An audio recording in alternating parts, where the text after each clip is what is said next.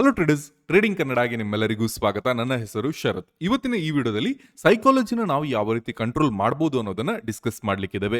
ಎಮೋಷನ್ಸ್ಗಳು ಒಬ್ಬ ಟ್ರೇಡರ್ಗೆ ತುಂಬಾನೇ ದೊಡ್ಡ ಎನಿಮಿ ಆಗಿರುತ್ತೆ. ಯಾವ ರೀತಿ ನಾವು ಎಮೋಷನ್ಸ್ ಗಳನ್ನ ಕಂಟ್ರೋಲ್ ಮಾಡ್ತೀವಿ ಅನ್ನೋದರ ಬೇಸ್ಡ್ ಆಗಿ ಒಬ್ಬ ಟ್ರೇಡರ್ನ ಸಕ್ಸಸ್ ಡಿಪೆಂಡ್ ಆಗಿರುತ್ತೆ, ರೈಟ್? ಸೊ ಹಾಗಾಗಿ ಎಮೋಷನ್ಸ್ ಗಳನ್ನ ಕಂಟ್ರೋಲ್ ಮಾಡೋದು, ಸೈಕಾಲಜಿನ ಪ್ರಾಪರ್ ಆಗಿ ನಾವು ಕಂಟ್ರೋಲ್ ಮಾಡೋದು ಏನಿದೆಯಲ್ಲ, ತುಂಬಾನೇ ಇಂಪಾರ್ಟೆಂಟ್ ರೋಲ್ ಅನ್ನ ಟ್ರೇಡಿಂಗ್ ನಲ್ಲಿ ಪ್ಲೇ ಮಾಡುತ್ತೆ. ಇಫ್ ಇನ್ ಕೇಸ್ ನೀವು ಉತ್ತಮವಾದ ಅನಾಲಿಸಿಸ್ ನ ಮಾಡಿದ್ರು ಕೂಡ ಬೈ ಚಾನ್ಸ್ ಏನಾದ್ರೂ ನೀವು ಓವರ್ ಟ್ರೇಡಿಂಗ್ ನ ಮಾಡಿದಿರಾ ಅಥವಾ ಒಂದು ದಿನದಲ್ಲಿ ಜಾಸ್ತಿ ಟ್ರೇಡ್ ಅನ್ನ ತಗೊಂಡಿದ್ದೀರಾ, ಎಂಟ್ರಿ ಪಡೆಯೋ ಜಾಗದಲ್ಲಿ ಫಿಯರ್ ಆಫ್ ಮಿಸ್ಸಿಂಗ್ ಔಟ್ ಇಂದ ಆಗಿರ್ಬೋದು ಅಥವಾ ಗ್ರೀಡ್ ಇಂದ ಆಗಿರ್ಬೋದು ಜಾಸ್ತಿ ಕ್ವಾಂಟಿಟಿನ ತಗೊಂಡಿದ್ದೀರಾ ಅಂತ ಇದ್ದಾಗ ನೀವು ಎಷ್ಟೇ ಉತ್ತಮವಾಗಿ ಅನಾಲಿಸಿಸ್ ನ ಮಾಡಿದ್ರು ಕೂಡ ಅಲ್ಲಿ ನಿಮ್ಗೆ ಸಕ್ಸಸ್ ಸಿಗೋ ಸಾಧ್ಯತೆಗಳು ತುಂಬಾನೇ ಕಮ್ಮಿ ಇರುತ್ತೆ. ಹಾಗಾಗಿ ಈ ವಿಡಿಯೋದಲ್ಲಿ ಸೈಕಾಲಜಿನ ಕಂಟ್ರೋಲ್ ಮಾಡ್ಲಿಕ್ಕೆ ಒಂದು ಮೆಥಡ್ ಅನ್ನ ನಾನು ನಿಮ್ಗೆ ಎಕ್ಸ್ಪ್ಲೈನ್ ಮಾಡ್ಲಿಕ್ಕೆ ಇದ್ದೇನೆ. ಆ ಮೆಥಡ್ ಅನ್ನ ಎಕ್ಸ್ಪ್ಲೈನ್ ಮಾಡೋದಕ್ಕಿಂತ ಮುಂಚೆ ಕೆಲವೊಂದು ವಿಚಾರಗಳನ್ನ ನಾವು ಅರ್ಥ ಮಾಡ್ಕೊಳ್ಬೇಕಾಗುತ್ತೆ. ಈಗ ಟ್ರೇಡಿಂಗ್ ನಲ್ಲಿ ತುಂಬಾ ಜನ ಮಾಡೋ ಮಿಸ್ಟೇಕ್ ಏನು ಅಂದ್ರೆ ಅವರು ಮಾರ್ಕೆಟ್ ಅನ್ನ ಪ್ರಿಡಿಕ್ಟ್ ಮಾಡ್ಲಿಕ್ಕೆ ಟ್ರೈ ಮಾಡ್ತಾರೆ. ಅಂದ್ರೆ ಇವತ್ತಿನ ದಿನ ದೊಡ್ಡ ಟ್ರೆಂಡಿಂಗ್ ಇರ್ಬೋದು ಅಥವಾ ಇವತ್ತಿನ ದಿನ ದೊಡ್ಡ ಫಾಲ್ ಇರ್ಬೋದು ಅಥವಾ 2000 ಪಾಯಿಂಟ್ ಒಂದು ವಾರದಲ್ಲಿ ಮೂವ್ ಆಗ್ಬೋದು, 3000 ಪಾಯಿಂಟ್ ಒಂದು ವಾರದಲ್ಲಿ ಮೂವ್ ಆಗ್ಬೋದು, ಮಾರ್ಕೆಟ್ ಕ್ರಾಶ್ ಆಗ್ತಾ ಇದೆ, ಮಾರ್ಕೆಟ್ 20,000 ರೀಚ್ ಆಗ್ಬೋದು. ಈ ರೀತಿ ಅನ್ನೆಸೆಸರಿ ಪ್ರಿಡಿಕ್ಷನ್ ಗಳನ್ನ ತುಂಬಾ ಜನ ಟ್ರೇಡರ್ಸ್ ಮಾಡೋ ಸಾಧ್ಯತೆಗಳು ತುಂಬಾನೇ ಜಾಸ್ತಿ ಇರುತ್ತೆ. ಬಟ್ ಆಸ್ ಅ ಟ್ರೇಡರ್ ನಾವು ಪ್ರಾಪರ್ಲಿ ಒಬ್ಸರ್ವ್ ಮಾಡಿದಾಗ, ಫಾರ್ ಎಕ್ಸಾಂಪಲ್ ಈಗ 22,000 ಲೆವೆಲ್ ಅಲ್ಲಿ ಪ್ರೈಸ್ ಇದೆ. ನಿಮ್ಮ ಅಸಾಂಪ್ಷನ್ 20,000 ತನಕ ಪ್ರೈಸ್ ರೀಚ್ ಆಗುತ್ತೆ ಅಂತ ಅನ್ಕೊಳ್ಳೋಣ. ಈಗ 20,000 ಏನಿದೆಯಲ್ಲ ಆಲ್ಮೋಸ್ಟ್ 2,000 ಪಾಯಿಂಟ್ಸ್ ಅವೇ ಆಯ್ತು. ಸೊ ಇಷ್ಟು ದೊಡ್ಡ ಪ್ರಿಡಿಕ್ಷನ್ ನಾವು ಮಾಡೋದೇನಿದೆಯಲ್ಲ ತುಂಬಾನೇ ದೊಡ್ಡ ಸೈಕಾಲಜಿ ಎಫೆಕ್ಟ್ ಅನ್ನ ನಮಗೆ ನೀಡುತ್ತೆ. ಯಾಕೆಂದ್ರೆ ನೀವು 22,000 ಅಲ್ಲಿ ಎಕ್ಸ್ಪೆಕ್ಟ್ ಮಾಡ್ತೀರಾ ಪ್ರೈಸ್ 20,000 ರೀಚ್ ಆಗ್ಬೋದು ಅಂತ. ಮೇ ಬಿ ಪ್ರೈಸ್ 20,000 ರೀಚ್ ಆಗ್ಬೋದು, ಬಟ್ ಯಾವ ರೀತಿ ರೀಚ್ ಆಗ್ಬೋದು ಅನ್ನೋದು ತುಂಬಾನೇ ಇಂಪಾರ್ಟೆಂಟ್ ಆಗುತ್ತೆ. 22,000 ಇಂದ ಪ್ರೈಸ್ 22,500 ಹೋಗ್ಬೋದು, ಆನಂತರ 21,000 ಬರ್ಬೋದು, ಮತ್ತೆ 22,000 ರೀಚ್ ಆಗ್ಬಿಟ್ಟು ದೆನ್ 20,000 ನಮಗೆ ರೀಚ್ ಆಗ್ಬೋದು. ಈ ರೀತಿ ಪ್ರೈಸ್ ಮೂಮೆಂಟಮ್ ಆದಾಗ ಒಬ್ಬ ಟ್ರೇಡರ್ ಆಗಿ ನಿಮಗೆ ಆ ಟ್ರೇಡ್ ನ ಎಕ್ಸಿಕ್ಯೂಟ್ ಮಾಡೋದು ತುಂಬಾನೇ ಟಫ್ ಆಗುತ್ತೆ. ಸೊ ಹಾಗಾಗಿ first and most important thing ಏನು ಅಂದ್ರೆ ಮಾರ್ಕೆಟ್ ಅನ್ನ ಪ್ರಿಡಿಕ್ಟ್ ಮಾಡೋದನ್ನ ನಾವು ಬಿಡಬೇಕಾಗುತ್ತೆ. ಮಾರ್ಕೆಟ್ ಅಲ್ಲಿ ಏನ್ ಎಂಟ್ರೀಸ್ ನಮಗೆ ಕಾಣಲಿಕ್ಕೆ ಸಿಗುತ್ತೆ ಆ ಬೇಸ್ಡ್ ಆಗಿ ನಾವು 1:2 ಅಥವಾ 1:3 ಟಾರ್ಗೆಟ್ ಅನ್ನ ಪಡಿಲಿಕ್ಕೆ ಟ್ರೈ ಮಾಡಬೇಕಾಗುತ್ತೆ. ಈಗ ತುಂಬಾ ಜನ ಹೇಳ್ಬೋದು ಮಾರ್ಕೆಟ್ ಅನ್ನ ಪ್ರಿಡಿಕ್ಟ್ ಮಾಡಿದ್ರೆ ನಮಗೆ ಈಸಿ ಆಗುತ್ತೆ ಅಂತ. ಈಗ ಮಾರ್ಕೆಟ್ ಅನ್ನ ಪ್ರಿಡಿಕ್ಟ್ ಮಾಡೋದೇನಿದಿಲ್ಲ ಯಾವುದೇ ರೀತಿ ನಮ್ಮ ಕಂಟ್ರೋಲ್ ಅಲ್ಲಿ ಇಲ್ಲ. ಅಂದ್ರೆ ನೀವು 22 ಇಂದ 20,000 ಬರ್ಬೋದು ಅನ್ನೋದನ್ನ ಎಕ್ಸ್ಪೆಕ್ಟ್ ಮಾಡಬಹುದು, ಬಟ್ ವಿತ್ ಗ್ಯಾರಂಟಿ ನೀವು ಅದನ್ನ ಹೇಳಲಿಕ್ಕೆ ಆಗಲ್ಲ.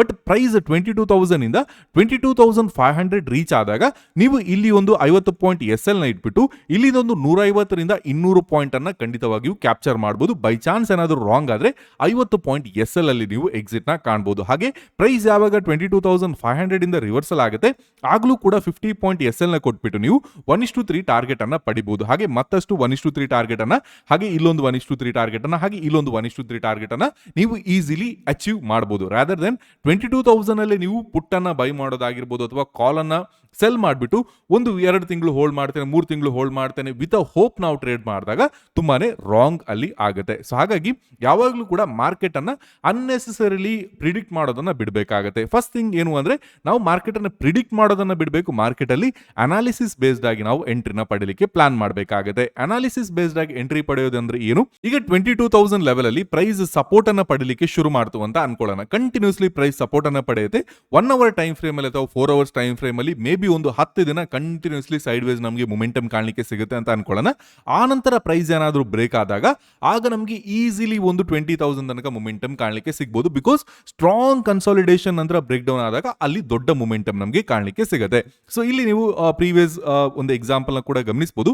ಕಳೆದ 3 ದಿನಗಳಲ್ಲಿ ಯಾವ ರೀತಿ ಪ್ರೈಸ್ ನಮಗೆ ಕಾಣಲಿಕ್ಕೆ ಸಿಕ್ಕಿದ್ದು ಆಲ್ಮೋಸ್ಟ್ 24, 25, 27 ನಮಗೆ continuously market sideways momentum ನಮಗೆ ಕೊಟ್ಟಿತ್ತು. ಕಂಟಿನ್ಯೂಸ್ಲಿ ಸೈಡ್ ವೇಸ್ ಮೊಮೆಂಟಮ್ ನ ಕೊಟ್ಬಿಟ್ಟು ಪ್ರೈಸ್ ಆನಂತರ ಏನಾಗುತ್ತೆ ಡೈರೆಕ್ಟ್ಲಿ ನಮಗೆ ಆಲ್ಮೋಸ್ಟ್ 22,500 ಇಂದ 22,124 ತನಕ ನಮಗೆ ಪ್ರೈಸ್ ಬಂದಿರೋದು ಕಾಣಲಿಕ್ಕೆ ಸಿಗ್ತಾ ಇದೆ. ಇಲ್ಲಿ ನಮ್ಗೆ ಏನಾಯ್ತು, ಪ್ರೈಸ್ ಕನ್ಸಾಲಿಡೇಷನ್ ಆಯ್ತು, ದೆನ್ ಬ್ರೇಕ್ ಡೌನ್ ಆಯ್ತು. ಹಾಗಾಗಿ ಇಲ್ಲಿ ನಮಗೆ ಮೊಮೆಂಟಮ್ ಕಾಣಲಿಕ್ಕೆ ಸಿಕ್ತು. ಸೊ ದಟ್ 22,500 ಇಂದ ಪ್ರೈಸ್ 22,100 ತನಕ ನಮಗೆ ಮೊಮೆಂಟಮ್ ನ ಕೊಟ್ಟಿದೆ. ಬೈ ಚಾನ್ಸ್ ಏನಾದರೂ ಅದರ ಬದಲು ನೀವು ಈ ಒಂದು ಜಾಗದಲ್ಲಿ 22,600 ಅಲ್ಲಿ ಪ್ರೈಸ್ ಇದ್ದಾಗ 22,100 ಗೆ ಪ್ರೈಸ್ ರೀಚ್ ಆಗುತ್ತೆ ಅಂತ ಈ ಒಂದು ಪಾಯಿಂಟ್ ಅಲ್ಲಿ ನೀವು ಟ್ರೇಡ್ ನ ತಗೊಳ್ತೀರಾ ಅಂತ ಅನ್ಕೊಳ್ಳೋಣ. ಅಂಡ್ ನಿಮ್ಮ ಅಸಾಂಪ್ಷನ್ ಇವತ್ತೇ ಫಾಲ್ ಆಗುತ್ತೆ ಅಥವಾ ಇಲ್ಲಿಂದಾನೇ ಫಾಲ್ ಆಗುತ್ತೆ, ಜಸ್ಟ್ ಬ್ಲೈಂಡ್ಲಿ ನೀವು ಥಿಂಕ್ ಮಾಡ್ತಾ ಇದ್ದೀರಾ ಮಾರ್ಕೆಟ್ ಬೇರಿಶ್ ಅಲ್ಲಿದೆ, ಮಾರ್ಕೆಟ್ ಇನ್ನಷ್ಟು 500 ಪಾಯಿಂಟ್ ಫಾಲ್ ಆಗುತ್ತೆ, ಈ ರೀತಿ ನೀವು ಅನ್ನೆಸೆಸರಿ ಪ್ಲಾನ್ ಮಾಡ್ತಾ ಇದ್ದೀರಾ ಅಂತ ಇದ್ದಾಗ ಇಲ್ಲಿ ನಿಮಗೆ ಟ್ರೇಡ್ ಅನ್ನ ಹೋಲ್ಡ್ ಮಾಡೋದು ಕಷ್ಟ ಆಗುತ್ತೆ. ಯಾಕೆಂದ್ರೆ ಪ್ರೈಸ್ ಒಂದು ಬಾರಿ ಕೆಳಗಡೆ ಬರುತ್ತೆ, ಆನಂತರ ಮೇಲ್ಗಡೆ ಹೋಗುತ್ತೆ, ಮತ್ತೆ ಕೆಳಗಡೆ ಬರುತ್ತೆ, ಮತ್ತೆ ಮೇಲ್ಗಡೆ ಹೋಗುತ್ತೆ, ಮತ್ತೆ ಕೆಳಗಡೆ ಬಂದು ಈ ರೀತಿ ನಮಗೆ ಮೊಮೆಂಟಮ್ನು ಕೊಟ್ಟಾಗ ಮೇ ಬಿ ಅಲ್ಲಿ ಚಾನ್ಸಸ್ ಇರುತ್ತೆ ನೀವು ಪ್ರೈಸ್ ಮೇಲ್ಗಡೆ ಬಂದಾಗ ಅಲ್ಲಿ ಎಕ್ಸಿಟ್ ಆಗೋ ಸಾಧ್ಯತೆಗಳು ತುಂಬಾನೇ ಜಾಸ್ತಿ ಇರುತ್ತೆ. ಹಾಗಾಗಿ ಮಾರ್ಕೆಟ್ ಅಲ್ಲಿ ಯಾವುದು ನಮ್ಮ ಕಂಟ್ರೋಲ್ ಅಲ್ಲಿ ಇಲ್ಲ ಅದನ್ನು ನಾವು ಬಿಟ್ಬಿಡ್ಬೇಕಾಗುತ್ತೆ, just based on the analysis ಅಥವಾ ನಮ್ಮ ಏನ್ ಪ್ಲಾನ್ಸ್ ಇರುತ್ತೆ. ಈಗ ಫಾರ್ ಎಕ್ಸಾಂಪಲ್ ಅನಾಲಿಸಿಸ್ ಅಂದ ತಕ್ಷಣ ಅದು ಪ್ರೈಸ್ ಆಕ್ಷನ್ ಆಗಿರ್ಬೇಕು ಅಂತ ಏನು ಕೂಡ ಇಲ್ಲ, ಮೇ ಬಿ ನ್ಯೂಸ್ ಬೇಸ್ಡ್ ಆಗಿ ಕೂಡ ಇರ್ಬೋದು, ಅಥವಾ ನೀವು ಇಂಡಿಕೇಟರ್ಗಳಲ್ಲಿ ತುಂಬಾನೇ ಉತ್ತಮವಾಗಿ ಟ್ರೇಡ್ ನ ಮಾಡ್ತಾ ಇದ್ದೀರಾ ಅಂತ ಇದ್ದಾಗ ಇಂಡಿಕೇಟರ್ ಕೂಡ ಆಗಿರ್ಬೋದು, ಅಥವಾ ನೀವು OI ಬೇಸ್ಡ್ ಆಗಿ ಅನಾಲಿಸಿಸ್ ನ ಮಾಡ್ತೀರಾ ಅಂತ ಇದ್ದಾಗ OI ಕೂಡ ಆಗಿರ್ಬೋದು. ಯಾವುದೇ ರೀತಿಯ ಅನಾಲಿಸಿಸ್ ನ ನೀವು ಮಾಡಿಬಿಟ್ಟು ಅಲ್ಲಿ ನಿಮ್ಗೊಂದು ಆ ಸ್ಟ್ರಾಟಜಿ ಏನ್ ಬಿಲ್ಡ್ ಆಗಿರುತ್ತೆ ಆ ಬೇಸ್ಡ್ ಆಗಿ ನಾವು ಎಂಟ್ರಿನ ಡಿಸೈಡ್ ಮಾಡಬೇಕಾಗುತ್ತೆ. ಸೊ ಹಾಗಾಗಿ ಯಾವುದೇ ಕಾರಣಕ್ಕೂ ಮಾರ್ಕೆಟ್ ನ ಪ್ರಿಡಿಕ್ಟ್ ಮಾಡೋದನ್ನ ಫಸ್ಟಿಗೆ ನಾವು ಬಿಡಬೇಕಾಗುತ್ತೆ, ಸೊ ದಟ್ ನಮ್ಮ ಸೈಕಾಲಜಿ ಏನಿದೆಯಲ್ಲ ಫಸ್ಟಿಗೆ ಸ್ಟೇಬಲ್ ಆಗಿ ಇರುತ್ತೆ. ಸೊ ಒಂದು ವಿಚಾರ ನಾವು ನೆನಪಲ್ಲಿ ಇಟ್ಕೊಳ್ಬೇಕು, ನಾವು ಕೊಡೋ 50 ಪಾಯಿಂಟ್ಸ್ ಅಥವಾ 20 ಪಾಯಿಂಟ್ SL ಗೆ ನಮಗೆ ಬೇಕಾಗಿರೋದು 50 to 60 ಪಾಯಿಂಟ್ಸ್ ಟಾರ್ಗೆಟ್ ಅಷ್ಟೇ.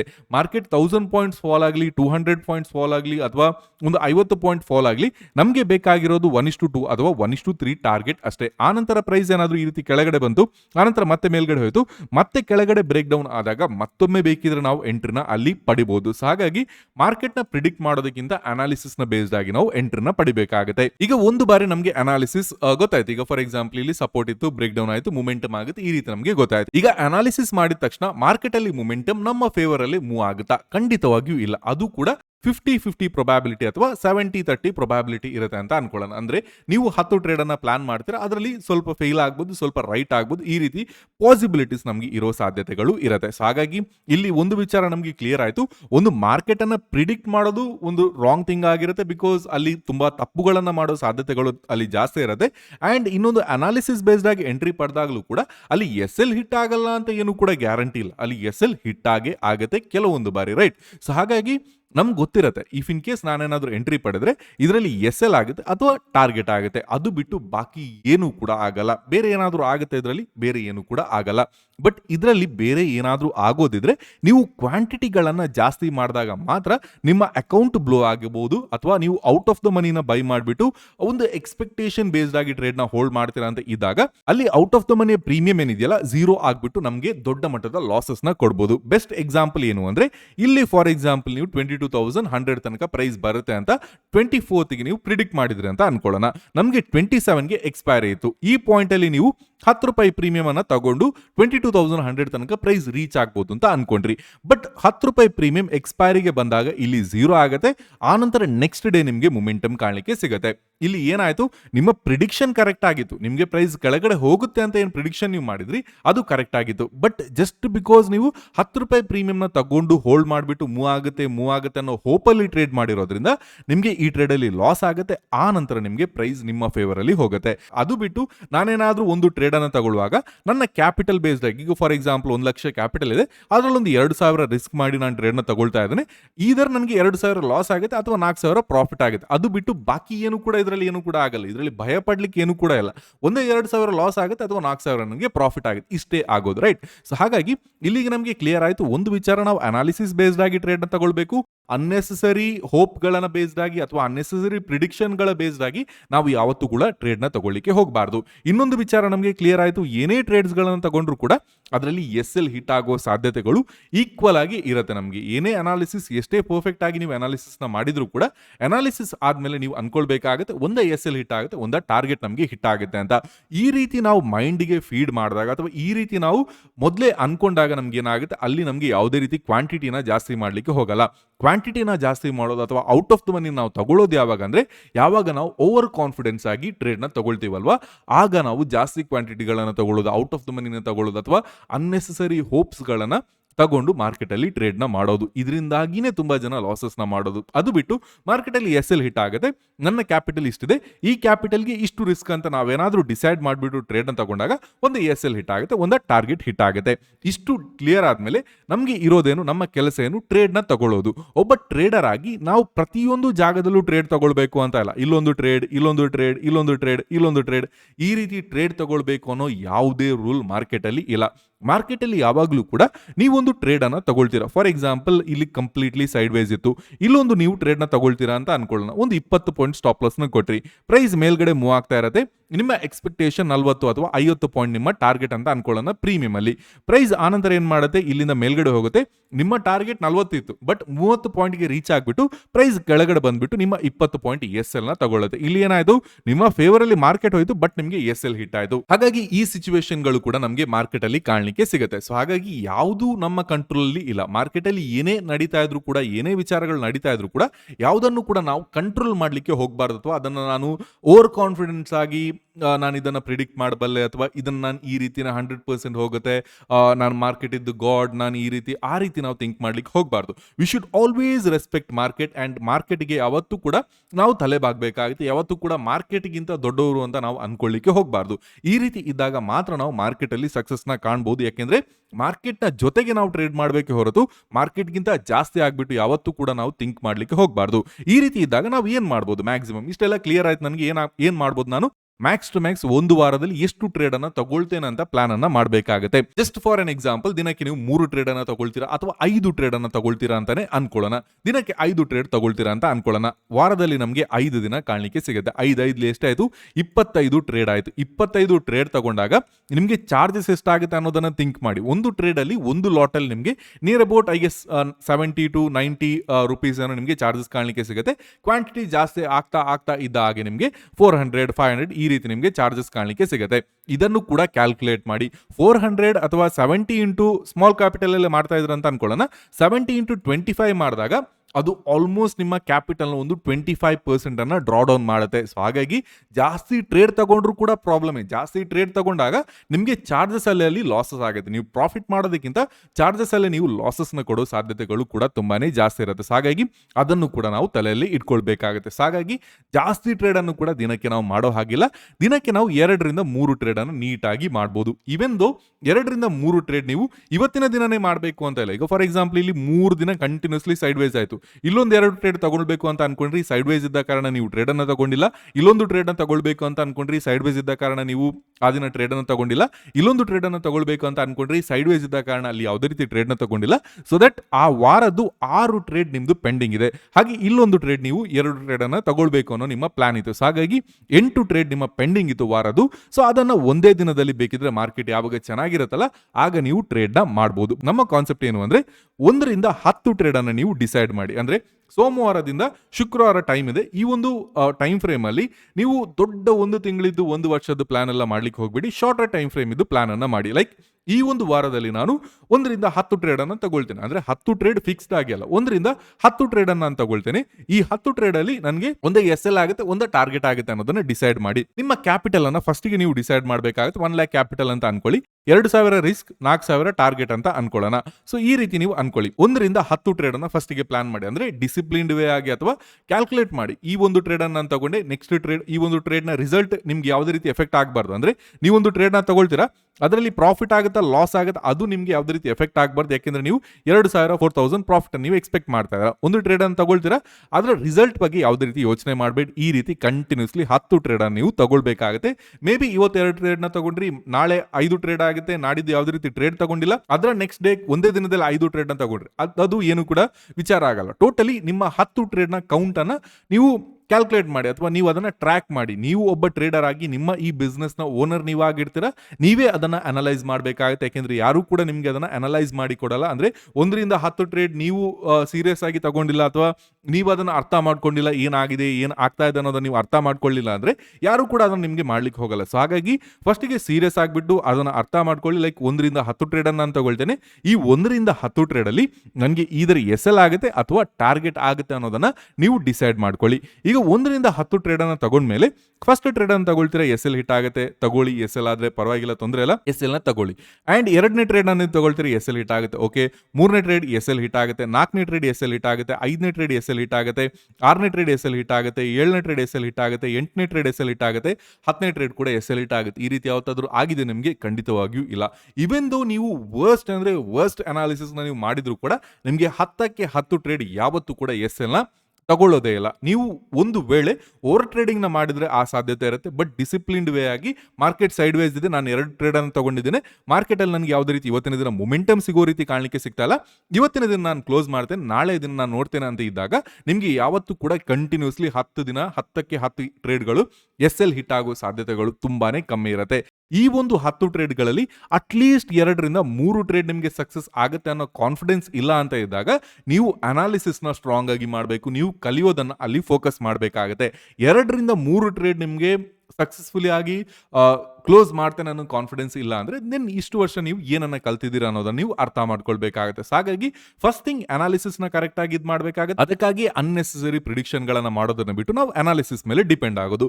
ಒನ್ಸ್ ನಿಮಗೆ ಅನಾಲಿಸಿಸ್ ಗೊತ್ತಿದೆ ಅಂತ ಇದ್ದಾಗ 10 ಟ್ರೇಡ್ ಅಲ್ಲಿ 2 ರಿಂದ 3 ಟ್ರೇಡ್ ಅಂತೂ ಖಂಡಿತವಾಗಿಯೂ ನಿಮಗೆ ಟಾರ್ಗೆಟ್ ಕೊಟ್ಟೆ ಕೊಡುತ್ತೆ. ಸೊ ಹಾಗಾಗಿ ಒಂದು ಟ್ರೇಡ್ ಅಲ್ಲಿ 20 ಪಾಯಿಂಟ್ ಹೋಯ್ತು, ಓಕೆ ಅದನ್ನ ಬರ್ದಿಟ್ಕೊಳ್ಳಿ. ಒಂದು ಟ್ರೇಡ್ ನ ತಗೊಂಡೆ 20 ಪಾಯಿಂಟ್ ಹೋಯ್ತು, ಅದು ಏನೇ ಅನಾಲಿಸಿಸ್ ಆಗಿರ್ಬೋದು ಅಥವಾ ಏನೇ ಬೇಸ್ಡ್ ಆಗಿ ನೀವು ಟ್ರೇಡ್ ನ ತಗೊಳ್ಳಿ, 20 ಪಾಯಿಂಟ್ ನೀವು ಎಸ್ ಎಲ್ ನ ಕೊಡಬೇಕಾಗುತ್ತೆ. ಬೇಸ್ಡ್ ಆನ್ ಯುವರ್ ಕ್ಯಾಪಿಟಲ್ ನೀವು ಆ ರಿಸ್ಕ್ ಅನ್ನ ಡಿಫೈನ್ ಮಾಡಬೇಕು. ಈಗ 20 ಪಾಯಿಂಟ್ ಅಂತ ಬಂದಾಗ ನಾನು ಅರೌಂಡ್ 900 ಕ್ವಾಂಟಿಟಿಯಲ್ಲಿ ಟ್ರೇಡ್ ನ ತಗೊಳ್ತೀನಿ, ನನಗೆ 18,000 ಲಾಸ್ ಅಂತ ಆಗುತ್ತೆ. ಸೊ ಇದರ ಬೇಸ್ಡ್ ಆಗಿ ನಾನು ಅರೌಂಡ್ 36,000 ಆಗಿರ್ಬೋದು ಅಥವಾ 50,000 ಆಗಿರ್ಬೋದು ಈ ರೀತಿ ಪ್ರಾಫಿಟ್ ನ ಎಕ್ಸ್ಪೆಕ್ಟ್ ಮಾಡಬೇಕು. ಹಾಗೆ ಸ್ಮಾಲ್ ಕ್ವಾಂಟಿಟಿಯಲ್ಲಿ ಟ್ರೇಡ್ ಮಾಡೋರು ಅಥವಾ ಸ್ಮಾಲ್ ಕ್ಯಾಪಿಟಲ್ ಅಲ್ಲಿ ಟ್ರೇಡ್ ಮಾಡೋರು ಲೈಕ್ 50,000 30,000 ಈ ರೀತಿ ಟ್ರೇಡ್ ಮಾಡೋರು ನಿಮ್ಮ ಕ್ಯಾಪಿಟಲ್ ನ ಬೇಸ್ಡ್ ಆಗಿ ರಿಸ್ಕ್ ಅನ್ನ ತಗೊಳ್ಬೇಕು. 50,000 ಕ್ಯಾಪಿಟಲ್ ಇದೆ ಅಂದ ತಕ್ಷಣ ಹೋಲ್ 50,000 ನ ಒಂದೇ ಟ್ರೇಡ್ ಅಲ್ಲಿ ನೀವು ಇನ್ಪುಟ್ ಮಾಡಿದಾಗ ಲಾಂಗ್ ರನ್ ಅಲ್ಲಿ ನೀವು ಟ್ರೇಡರ್ ಆಗೋದಕ್ಕೆ ಆಗೋದಿಲ್ಲ.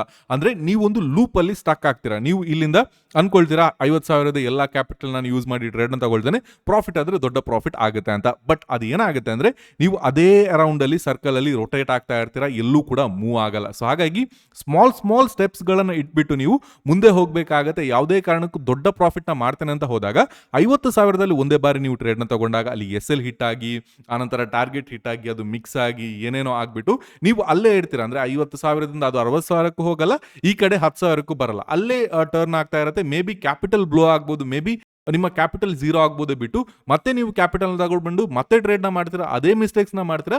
ಓವರ್ ಆಲ್ 1 ವರ್ಷ 2 ವರ್ಷ ಅಲ್ಲೇ ನೀವು ರೊಟೇಟ್ ಆಗೋ ಸಾಧ್ಯತೆ ಇರುತ್ತೆ. ಹಾಗಾಗಿ ದೊಡ್ಡ ದೊಡ್ಡ ಜಿಗಿತಗಳನ್ನ ಹಾರೋದಕ್ಕಿಂತ ನಾವು ಸಣ್ಣ ಪುಟ್ಟ ಹೆಜ್ಜೆಗಳನ್ನ ಇಟ್ಬಿಟ್ಟು ಮುಂದೆ ಹೋಗೋದನ್ನ ಕಲಿಬೇಕಾಗುತ್ತೆ, ರೈಟ್? ಸೊ ಹಾಗಾಗಿ ಸಣ್ಣ ಸಣ್ಣ ರಿಸ್ಕ್ ಅನ್ನ ತಗೊಂಡು ಫಸ್ಟ್ ಗೆ ಶುರು ಮಾಡಿ. 10ರಲ್ಲಿ 3 ಟ್ರೇಡ್ 4 ಟ್ರೇಡ್ ಏನೇ ವರ್ಸ್ಟ್ ಸಿಚುವೇಶನ್ ಇದ್ರು, ಏನೇ ವರ್ಸ್ಟ್ ಅನಾಲಿಸಿಸ್ ಮಾಡಿದ್ರು ಕೂಡ ನಿಮಗೆ ಟಾರ್ಗೆಟ್ ಹಿಟ್ ಆಗೇ ಆಗುತ್ತೆ. ಸೊ ಹಾಗಾಗಿ ಈ ರೀತಿ ಇದ್ದಾಗ 10 ಟ್ರೇಡ್ ಅನ್ನು ನೀವು ಕೌಂಟ್ ಮಾಡಿ, 10 ಟ್ರೇಡ್ ಅಲ್ಲಿ ಎಷ್ಟು ಟ್ರೇಡ್ ನಿಮಗೆ ಟಾರ್ಗೆಟ್ ಹಿಟ್ ಆಗಿದೆ, ಎಷ್ಟು ಟ್ರೇಡ್ ನಿಮಗೆ ಲಾಸ್ ಆಗಿದೆ ಅನ್ನೋದನ್ನ ಡಿಫೈನ್ ಮಾಡಿ. ಈಗ ಫಾರ್ ಎಕ್ಸಾಂಪಲ್ ಒಂದು ವಾರದಲ್ಲಿ ಅಥವಾ ಒಂದು 1 to 10 ನೀವು ಕೌಂಟ್ ಏನ್ ಮಾಡ್ತೀರಾ, ಅದರಲ್ಲಿ 8 ಟ್ರೇಡ್ ಟಾರ್ಗೆಟ್ ಹಿಟ್ ಆಯಿತು, 2 ಎಸ್ ಎಲ್ ಹಿಟ್ ಆಯಿತು ಅಂದ್ರೆ ನೀವು ಎಕ್ಸ್ಟ್ರಾರ್ಡಿನರಿ ಟ್ರೇಡರ್ ಅಂತ ಅಲ್ಲ, ಅಥವಾ ನಾನೇನಾದರೂ ಆ ರೀತಿ ಆದರೆ ನಾನು ಎಕ್ಸ್ಟ್ರಾರ್ಡಿನರಿ ಟ್ರೇಡರ್ ಅಂತ ಅಲ್ಲ. ಸೊ ಮೇ ಬಿ ಮಾರ್ಕೆಟ್ ಚೆನ್ನಾಗಿತ್ತು, ಮೇ ಬಿ ಮೈಂಡ್ ಸೆಟ್ ಚೆನ್ನಾಗಿತ್ತು. ನೆಕ್ಸ್ಟ್ 1 ರಿಂದ 10 ಟ್ರೇಡ್ ಮೇ ಬಿ ನನಗೆ 2 ಟಾರ್ಗೆಟ್ ಹಿಟ್ ಆಗ್ಬೋದು, 8 ಎಸ್ ಎಲ್ ಹಿಟ್ ಆಗ್ಬೋದು. ಈ ಪಾಸಿಬಿಲಿಟೀಸ್ ಕೂಡ ಇದೆ, ಯಾಕೆಂದ್ರೆ ಮಾರ್ಕೆಟ್ ಚೆನ್ನಾಗಿ ಇಲ್ಲದೆ ಇರ್ಬೋದು ಅಥವಾ ನಮಗೆ ಮೈಂಡ್ ಸೆಟ್ ಚೆನ್ನಾಗಿ ಇಲ್ಲದೆ ಇರ್ಬೋದು. ಸೊ ಈ ರೀತಿ ಸಿಚುವೇಶನ್ಸ್ಗಳು ನಮಗೆ ಕಾಣಲಿಕ್ಕೆ ಸಿಗ್ಬೋದು. ಸೊ ಹಾಗಾಗಿ ಯಾವಾಗಲೂ ಕೂಡ ರಿಸ್ಕ್ ಅಷ್ಟೇ ಇರಬೇಕು, ರಿವಾರ್ಡ್ ಅಷ್ಟೇ ಇರಬೇಕು, ಅದನ್ನೇ ನಾವು ಫಾಲೋ ಮಾಡಬೇಕು. ಅಂಡ್ 1:2 ಅನ್ನ ತಗೊಳ್ಳಿಕ್ಕೆ ಕನ್ಸಿಸ್ಟೆಂಟ್ ಆಗಿ ಪ್ಲಾನ್ ಮಾಡಿ. ಆಸ್ ಅ ಬಿಗಿನರ್ 1:10 ನಿಮಗೆ ಸಜೆಸ್ಟ್ ಮಾಡಲ್ಲ, 1:5 ನಿಮಗೆ ಸಜೆಸ್ಟ್ ಮಾಡಲ್ಲ. ಜಸ್ಟ್ 1:2 ಅನ್ನ ಕನ್ಸಿಸ್ಟೆಂಟ್ ಆಗಿ ಪಡಿಲಿಕ್ಕೆ ಟ್ರೈ ಮಾಡಿ. 1 ರಿಂದ 10 ಟ್ರೇಡ್. ನೆಕ್ಸ್ಟ್ ಸೋಮವಾರದಿಂದ ಏನು ಪ್ಲಾನ್ ನ ಮಾಡ್ತಾ ಇದ್ರ 1 ರಿಂದ 10 ಟ್ರೇಡ್ ಅನ್ನು ನೀವು ಕೌಂಟ್ ಮಾಡಿ. 1 ರಿಂದ 10 ಟ್ರೇಡ್ ಅಲ್ಲಿ ನಿಮ್ಮ ರಿಸಲ್ಟ್ ಏನಿದೆ ಅನ್ನೋದನ್ನ ನೀವು ನೋಟ್ ಡೌನ್ ಮಾಡ್ಕೊಳ್ಳಿ. ಏನಕ್ಕೆ ಹಿಟ್ ಆಯ್ತು, ಏನಕ್ಕೆ ಇದಾಯ್ತು, ಅಥವಾ ಅಟ್ಲೀಸ್ಟ್ ಏನಕ್ಕೆ ಆಯ್ತು ಅನ್ನೋದನ್ನ ಬಿಟ್ಬಿಟ್ಟು ಕೂಡ ನೀವು ಅಲ್ಲಿ ಕ್ವಾಂಟಿಟಿನ ಜಾಸ್ತಿ ಮಾಡಿದ್ರ, ಪ್ರಾಪರ್ಲಿ ರಿಸ್ಕ್ ಅನ್ನ ಮ್ಯಾನೇಜ್ ಮಾಡಿದ್ರೆ, ರಿವಾರ್ಡ್ ಅನ್ನು ಎಷ್ಟು ತಗೊಂಡಿದ್ರಿ ಅದನ್ನ ನೋಟ್ ಡೌನ್ ಮಾಡ್ಕೊಳ್ಳಿ. ನಿಮಗೆ 10 ಟ್ರೇಡ್ ನಂತರ ನಿಮಗೆ ರಿಸಲ್ಟ್ ಗೊತ್ತಾಗುತ್ತೆ ನೀವು ಯಾವ ರೀತಿಯ ಟ್ರೇಡರ್ ಅಂತ. ಇದನ್ನೇ ಕಂಟಿನ್ಯೂಸ್ಲಿ ಮಾಡಿ 1 ರಿಂದ 10 ಟ್ರೇಡ್. ನೆಕ್ಸ್ಟ್ ಅದಾಯ್ತ್ರೆ ನೆಕ್ಸ್ಟ್ ಥರ್ಡ್ ಬ್ಯಾಚ್ ಅಂತ ಮಾಡಿ, ಲೈಕ್ 1 ರಿಂದ 10 ಟ್ರೇಡ್. ಸೊ ಈ ರೀತಿ ನಿಮ್ಮ 10 ಟ್ರೇಡ್ ಗಳನ್ನ ನೀವು ಕೌಂಟ್ ಮಾಡಿ. 10 ಟ್ರೇಡ್ ನಿಮ್ಮ ಟ್ರೇಡ್ಸ್ ಏನೆಲ್ಲ ಆಗಿದೆ ಅದನ್ನ ಕೌಂಟ್ ಮಾಡಿ, ಏನಾಗ್ತಾ ಇದೆ ಅದರಲ್ಲಿ ಎಷ್ಟು ರಿಸ್ಕ್ ಅನ್ನ ತಗೊಂಡ್ರಿ, ಅದರ ಬೇಸ್ಡ್ ಆಗಿ ಸ್ಲೋಲಿ ಇಂಪ್ರೂವೈಸ್ ಆಗ್ಲಿಕ್ಕೆ ಟ್ರೈ ಮಾಡಿ. ಸೊ ದಟ್ ಏನಾಗುತ್ತೆ, ಒಂದು ಪಾಯಿಂಟ್ ರೀಚ್ ಆಗುತ್ತೆ, ಲೈಕ್ ಒಂದು 3 ಮಂತ್ಸ್ ಆಗಿರ್ಬೋದು, 4 ಮಂತ್ಸ್ ಆಗಿರ್ಬೋದು. ಆಗ ನೀವು ಯಾವ ರೀತಿಯ ಟ್ರೇಡರ್ ಅನ್ನೋದು ನಿಮಗೆ ಅರ್ಥ ಆಗುತ್ತೆ. ಆ ಬೇಸ್ಡ್ ಆಗಿ ನೀವು ಕ್ಯಾಪಿಟಲ್ ಇನ್ಕ್ರೀಸ್ ಮಾಡೋದಿದ್ರೆ ಇನ್ಕ್ರೀಸ್ ಮಾಡಬಹುದು, ಅಥವಾ ಇನ್ನಷ್ಟು ಎಲ್ಲಿ ಕಲಿಬೇಕು ಅನ್ನೋದು ಏನಾದರೂ ಇದ್ರೆ ಅಲ್ಲಿ ನೀವು ಕಲಿಬಹುದು. ಇಫ್ ಇನ್ ಕೇಸ್ ನಿಮಗೆ ಸ್ಟ್ರಾಟಜಿಗಳು ಏನು ಕೂಡ ಇಲ್ಲ ಅಂದ್ರೆ ನಮ್ಮ RNR ಕೋರ್ಸ್ ಅಲ್ಲಿ ಸ್ಟ್ರಾಟಜಿಗಳು ಇರುತ್ತೆ, ಹೈ ಪ್ರೊಬಬಿಲಿಟಿ ಸ್ಟ್ರಾಟಜೀಸ್ ಇರುತ್ತೆ. ಮಾರ್ಕೆಟ್ ಅಲ್ಲಿ ಮೋಸ್ಟ್ ಆಫ್ ದ ಟೈಮ್ ನಿಮಗೆ ಅದು ಎಂಟ್ರೀಸ್ ಗಳನ್ನ ಕೊಡುತ್ತೆ, ಅದನ್ನ ನೀವು ಕಲಿಬಹುದು. ಡಿಸ್ಕ್ರಿಪ್ಷನ್ ಬಾಕ್ಸ್ ಅಲ್ಲಿ ಲಿಂಕ್ ಇರುತ್ತೆ, ಅದರ ಮೂಲಕ ಬೇಕಿದ್ರೆ ಕ್ಲಾಸಸ್ ಗಳಿಗೆ ಜಾಯಿನ್ ಆಗಬಹುದು. ಸೊ ಹಾಗಾಗಿ ನಿಮ್ಮನ್ನ ನೀವು ಅನಲೈಸ್ ಮಾಡಿ 1 ರಿಂದ 10 ಟ್ರೇಡ್ ಏನಾಗಿದೆ ಅನ್ನೋದನ್ನ ನೀವು ಅರ್ಥ ಮಾಡ್ಕೊಳ್ಳಿ. ಈಗ ಸಿಂಪಲ್ ಆಗಿ ಹೇಳ್ಬೋದು, ಇದು ಏನು ಕೂಡ ಎಫೆಕ್ಟಿವ್ ಆಗಲ್ಲ ಅಂತ ನೀವು ಹೇಳ್ಬೋದು. ಜಸ್ಟ್ ನನಗೊಂದು ಆನ್ಸರ್ ಮಾಡಿ ಕಮೆಂಟ್ ಬಾಕ್ಸಲ್ಲಿ. ಲಾಸ್ಟ್ ವೀಕ್ ನೀವು ಎಷ್ಟು ಟ್ರೇಡನ್ನು ತಗೊಂಡಿದ್ರ ವಿತೌಟ್ ಎನಿಥಿಂಗ್, ಲೈಕ್ ಈಗ ಮತ್ತೆ ಆರ್ಡರ್ ಬುಕ್ ಅನ್ನು ಹೋಗ್ಬಿಟ್ಟು ಈ ರೀತಿ ಎಲ್ಲ ಬರ್ದಿಟ್ಕೊಂಡಿದ್ರ, ಅಥವಾ ನಿಮಗೆ ನೆನಪಿದ್ರೆ ಲಾಸ್ಟ್ ವೀಕಲ್ಲಿ ಎಷ್ಟು ಟ್ರೇಡನ್ನು ತಗೊಂಡಿದ್ರ, ಆ ಎಷ್ಟು ಟ್ರೇಡಲ್ಲಿ ಎಷ್ಟು ಪ್ರಾಫಿಟ್ ಆಯಿತು, ಎಷ್ಟು ಟಾರ್ಗೆಟ್ ಆಯಿತು, ಎಷ್ಟು ಚಾರ್ಜಸ್ನ ಕೊಟ್ಟಿದ್ದೀರಾ, ಆ್ಯಂಡ್ ಯಾವ ರೀತಿ ಆ ಟ್ರೇಡ್ಸ್ ಇತ್ತು, ಇದನ್ನು ನೀವು ಈಗ ನೆನಪು ಮಾಡ್ಲಿಕ್ಕೆ ಆಗುತ್ತೆ? ಖಂಡಿತವಾಗಿಯೂ ಇಲ್ಲ. ಯಾಕೆಂದ್ರೆ ಅಲ್ಲಿ ನಿಮಗೆ ಕೌಂಟ್ ಇರಲಿಲ್ಲ, ಎಷ್ಟು ಟ್ರೇಡನ್ನು ತಗೊಳ್ಬೇಕು ಅನ್ನೋ ಕೌಂಟ್ ಇರಲಿಲ್ಲ. ನೀವು ಜಸ್ಟ್ ಒಂದು ಏನು ಮಾಡ್ತೀರಾ, ರ್ಯಾಂಡಮ್ಲಿ ಟ್ರೇಡ್ಗಳನ್ನು ತಗೊಳ್ತೀರಾ. ಇಲ್ಲೊಂದು ಸಿ, ಇಲ್ಲೊಂದು ಪಿ, ಮತ್ತೆ ಸಿ, ಮತ್ತೆ ಪಿ, ಮತ್ತೆ ಸಿ, ಮತ್ತೆ ಪಿ. ಸೊ ಇದರ ಲೂಪ್ನಿಂದ ಹೊರಗಡೆ ಬರೋದನ್ನ ಫಸ್ಟಿಗೆ ಅರ್ಥ ಮಾಡ್ಕೊಳ್ಳಿ. ಇದೊಂದು ರೀತಿ ಲೂಪ್ ಆಗುತ್ತೆ. ನೀವು ಎಷ್ಟೇ ಮಾಡಿದ್ರು ಕೂಡ ಇದರ ಅರೌಂಡೇ ನಾವು ತಿರುಗ್ತಾ ಇರ್ತೀವಿ, ಸಿ ಪಿ ಅಂತ. ಅದನ್ನ ಬಿಟ್ಬಿಟ್ಟು ಮಾರ್ಕೆಟ್ ಏನೇ ಆಗಲಿ, ಮಾರ್ಕೆಟ್ ಇಲ್ಲಿಂದ ಫಾಲ್ ಆಯ್ತು, ಇಲ್ಲಿಂದ ಇಷ್ಟು ದೊಡ್ಡ ಫಾಲ್ ಆಯ್ತು, ನೀವು ಲಾಸಸ್ನ ಮಾಡಿದ್ರಿ ಅಂತ ಅನ್ಕೊಳ್ಳಿ, ಇಷ್ಟು ದೊಡ್ಡ ಮೂಮೆಂಟ್ ಆಯ್ತು, ಲಾಸ್ ಮಾಡಿದ್ರಿ ಅಂತ ಅನ್ಕೊಳ್ಳಿ. ಆ ದಿನ ನಿಮ್ಮ ಸೆಟಪ್ ಅಥವಾ ನಿಮ್ಮ ಪ್ಯಾಟರ್ನ್ಗಳು ವರ್ಕ್ ಆಗಿಲ್ಲ, ಅಥವಾ ಆ ದಿನ ನಿಮ್ಮ ಪ್ಯಾಟರ್ನ್ಗಳು ಬಂದಿಲ್ಲ ಅಂತ ಅರ್ಥ. ಮಾರ್ಕೆಟ್ ಇಷ್ಟು ಫಾಲ್ ಆಗಿದೆ, ನಾನು ಏನೂ ಕೂಡ ಪ್ರಾಫಿಟ್ ಮಾಡಿಲ್ಲ ಅಂತ ನಾವು ಸ್ವಲ್ಪ ಡಿಪ್ರೆಸ್ ಆಗೋದು, ಆ ರೀತಿಯಲ್ಲ ಏನು ಕೂಡ ಮಾಡ್ಲಿಕ್ಕೆ ಹೋಗಬಾರ್ದು. ಯಾವಾಗ ಮಾರ್ಕೆಟ್ ನಿಮ್ಮ ಪ್ಯಾಟರ್ನ್ ಗಳನ್ನ ಕ್ರಿಯೇಟ್ ಮಾಡುತ್ತೆ, ಆಗ ನಿಮಗೆ ಖಂಡಿತವಾಗಿಯೂ ಪ್ರಾಫಿಟ್ ಆಗುತ್ತೆ. ಆ ದಿನಕ್ಕೋಸ್ಕರ ನಾವು ಕಾಯ್ಬೇಕಾಗುತ್ತೆ. ಸೊ ಹಾಗಾಗಿ ನಿಮ್ಮ 1ರಿಂದ 10 ಟ್ರೇಡ್ ಏನಿದೆಯಲ್ಲ, ಇದನ್ನ ಕೌಂಟ್ ಮಾಡಿ, ಏನಾಗ್ತಾ ಇದೆ, ಏನ್ ಲಾಸ್ ಆಗ್ತಾ ಇದೆ, ಅದನ್ನ ನೀವು ನೋಟ್ ಡೌನ್ ಮಾಡ್ಕೊಳ್ಳಿ. ಹಾಗೆ ಇನ್ನೊಂದು ವಿಚಾರ, ಒಂದು ಟಾರ್ಗೆಟ್ ಆಗುತ್ತೆ, ಒಂದು SL ಆಗುತ್ತೆ, ಅದು ಬಿಟ್ಟು ಏನು ಕೂಡ ಆಗಲ್ಲ. SL ಆದಾಗ ನೀವು ಭಯ ಪಡ್ತೀರಾ ಅಂತ ಇದ್ದಾಗ ದೆನ್ ನೀವು ಅನಾಲಿಸಿಸ್ ನ ಮೇಲ್ಗಡೆ ಫೋಕಸ್ ನ ಮಾಡ್ಬೇಕು. SL ಎಲ್ಲಿ ತನಕ ನೀವು ತಗೊಳ್ಳಿಕ್ಕೆ ಕಲಿಯಲ್ಲ, ಅಲ್ಲಿ ತನಕ ನೀವು ಟ್ರೇಡಿಂಗ್ ನಲ್ಲಿ ಏನು ಕೂಡ ಮಾಡ್ಲಿಕ್ಕೆ ಆಗಲ್ಲ. ನಿಮಗೆ 10ರಿಂದ 15 ವರ್ಷ ಎಕ್ಸ್ಪೀರಿಯನ್ಸ್ ಆಗಿರಲಿ, 25 ವರ್ಷ ಎಕ್ಸ್ಪೀರಿಯನ್ಸ್ ಆಗಿರಲಿ, ಯಾರು ಕೂಡ SL ತಗೊಂಡಿಲ್ಲ ಅಂತ ಏನು ಕೂಡ ಅಲ್ಲ. ಸೊ ಹಾಗಾಗಿ ಏನಾಗುತ್ತೆ, ಇದನ್ನ ಅರ್ಥ ಮಾಡ್ಕೊಳ್ಳಿ. This is the fact. ನಿಮಗೆ ಯಾರು ಏನೇ ಬೇಕಿದ್ರು ಹೇಳ್ಬೋದು, ನಮ್ಮ ಹತ್ರ ಆ ಸ್ಟ್ರಾಟಜಿ ಇದೆ, ಈ ಸ್ಟ್ರಾಟಜಿ ಇದೆ, ದಟ್ಸ್ ಆಲ್ ಬುಲ್ಶಿಟ್. ಏನು ಕೂಡ ಇಲ್ಲ. ಮಾರ್ಕೆಟ್ ಅಲ್ಲಿ ವರ್ಕ್ ಆಗೋದು ರಿಸ್ಕ್ ರಿವಾರ್ಡ್ ರೇಷಿಯೋ, ಮನಿ ಮ್ಯಾನೇಜ್ಮೆಂಟ್, ನಿಮ್ಮ ಸೈಕಾಲಜಿನ ಯಾವ ರೀತಿ ಕಂಟ್ರೋಲ್ ಮಾಡ್ತೀರಾ, ಅದು ತುಂಬಾನೇ ಇಂಪಾರ್ಟೆಂಟ್ ಆಗಿ ನಿಮಗೆ ವರ್ಕ್ ಆಗುತ್ತೆ. ಈವನ್ ವಾರೆನ್ ಬಫೆಟ್ ಸರ್ ಕೂಡ ಪೇಟಿಎಂ ಅಲ್ಲಿ ಅರೌಂಡ್ 600 crore ಲಾಸ್ ಅನ್ನ ಲಾಸ್ಟ್ ಟೈಮ್ ಬುಕ್ ಮಾಡಿದ್ರು ಅನ್ನೋದು ನಿಮ್ಗೆಲ್ಲರಿಗೂ ಕೂಡ ಗೊತ್ತಿದೆ. ಸೊ ಹಾಗಾಗಿ ಅಂತಹ ಲೆಜೆಂಡರಿ ವ್ಯಕ್ತಿಗಳೇ ಮಾರ್ಕೆಟ್ ಅಲ್ಲಿ ಲಾಸಸ್ ನ ತಗೊಂಡಾಗ ನಾವೆಲ್ಲ ಸಣ್ಣ ಪುಟ್ಟ ರಿಟೇಲ್ ಟ್ರೇಡರ್ಸ್. ಸೊ ಹಾಗಾಗಿ ನಾವು ಮಾರ್ಕೆಟ್ ಅನ್ನ ದೊಡ್ಡ ಮಟ್ಟದಲ್ಲಿ ಪ್ರಿಡಿಕ್ಟ್ ಮಾಡೋದಕ್ಕೆ ಹೋಗೋದಕ್ಕಿಂತ ನಮ್ಮ ಕಂಟ್ರೋಲ್ ಅಲ್ಲಿ ಏನಿದೆ ಅದನ್ನ ಕಂಟ್ರೋಲ್ ಮಾಡಿಬಿಟ್ಟು ಟ್ರೇಡ್ ಮಾಡಿದಾಗ ಸೈಕಾಲಜಿ ಕೂಡ ಕಂಟ್ರೋಲ್ ಆಗುತ್ತೆ, ಎಮೋಷನ್ ಕೂಡ ಕಂಟ್ರೋಲ್ ಆಗುತ್ತೆ, ಅಂಡ್ ಏನೇ ಮಾರ್ಕೆಟ್ ನ ಔಟ್ಕಮ್ ಇದ್ರೂ ಕೂಡ ಅದರಲ್ಲಿ ನಾವು ಸೇಫ್ ಆಗಿ ಮಾರ್ಕೆಟ್ ಅಲ್ಲಿ ಪ್ಲೇನ ಮಾಡಬಹುದು. ಹಾಗಾಗಿ ಐ ಹೋಪ್ ನಿಮಗೆ ಈ ವಿಡಿಯೋ ಇಷ್ಟ ಆಗಿದೆ ಅಂತ ಅನ್ಕೊಳ್ತೀನಿ. ಹಾಗೆ ಇಫ್ ಇನ್ ಕೇಸ್ ನಿಮಗೆ ಈ ವಿಡಿಯೋ ಇಷ್ಟ ಆಗಿದ್ರೆ ಈ ವಿಡಿಯೋ ನೀವು ಲೈಕ್ ಮಾಡಬಹುದು. ಹಾಗೆ ನಿಮ್ಮ ಅಭಿಪ್ರಾಯವನ್ನ ಕಮೆಂಟ್ ಬಾಕ್ಸ್ ಅಲ್ಲಿ ಕಮೆಂಟ್ ಮಾಡೋದನ್ನ ಮರಿಬೇಡಿ. ಮುಂದಿನ ವಿಡಿಯೋದಲ್ಲಿ ಸಿಗೋಣ. ಅಲ್ಲಿ ತನಕ take care traders. Have a good day, have profitable week head.